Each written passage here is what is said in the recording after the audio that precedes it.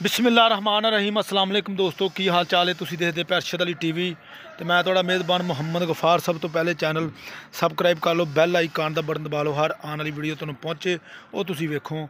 रोज़ की निस्बत इंशाअल्लाह बा फजले खुदा चंगे चंगे जानवर तुहाडे वास्ते नीली दे कढ़ के लैके आई दे ने।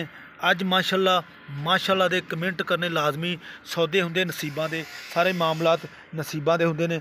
मझ नूं देख लेना, चैक कर लेना भी मझ है नीली दी कि गल्लां ही गफार मुहम्मदा तू कीती जाना। एवें ही मझ पशम है मझ ते या मझ नूं लंगड़ा अंब जिमें हुंदे इवें दे थन लगे ते या नहीं लगे। मझ नूं पशम नस्ल जात काली कट मझ सारी माशाअल्लाह धुन्नी तो लैके सार तक हवाना ही हवाना सारे मामलात मझ देख लेनी है तसल्ली नाल। वीडियो अगे करके नहीं देखनी, मझ तसल्ली नाल देखनी है। सौदे हुंदे नसीबां दे मामला सारे ही देख लेने ने। अल्लाह की मेहरबानी नाल मझ नूं नस्ल जात चैक करनी है। मझ नूं पशम कन्न मझ नूं धुन्नी कोली सारे मामला तुहानूं दिखाई जाने ने बकाया इंशाअल्लाह।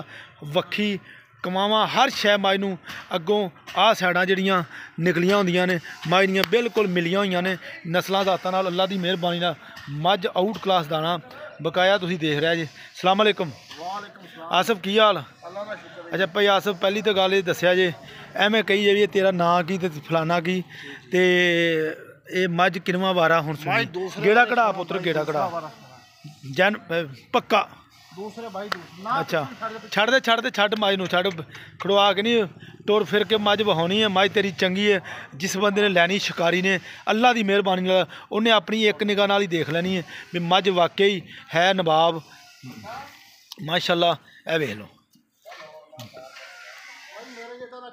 नहीं वड्डा कद माशाअल्लाह थन हवाना सारे मामलात राम नाल टोर राम नाल पशम नस्ल जात ये तुसीं तसल्ली नाल देखनी। अच्छा पक्का वारा दूसरा सूना है सूना वा दिन 2 लवे 4 लवे 5 लवे 10 दिन अजे लवेगी। अच्छा है नीली? अच्छा पहलन देंदी रही 16 लीटर। अच्छा चलो माशाअल्लाह। अच्छा भाई आसफ पक्की जी एदा मुल पक्का माशाअल्लाह पूछ देख लेनी है, सारे मामलात देख लेने।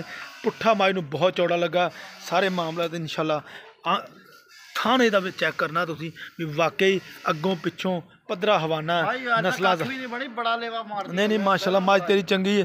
विकनी वकाउनी नसीबां नाल सौदे नसीबां दे हुंदे। डंगर नूं तरीफ है मेरे सोहने रब दी, डंगर तेरा चंगा है।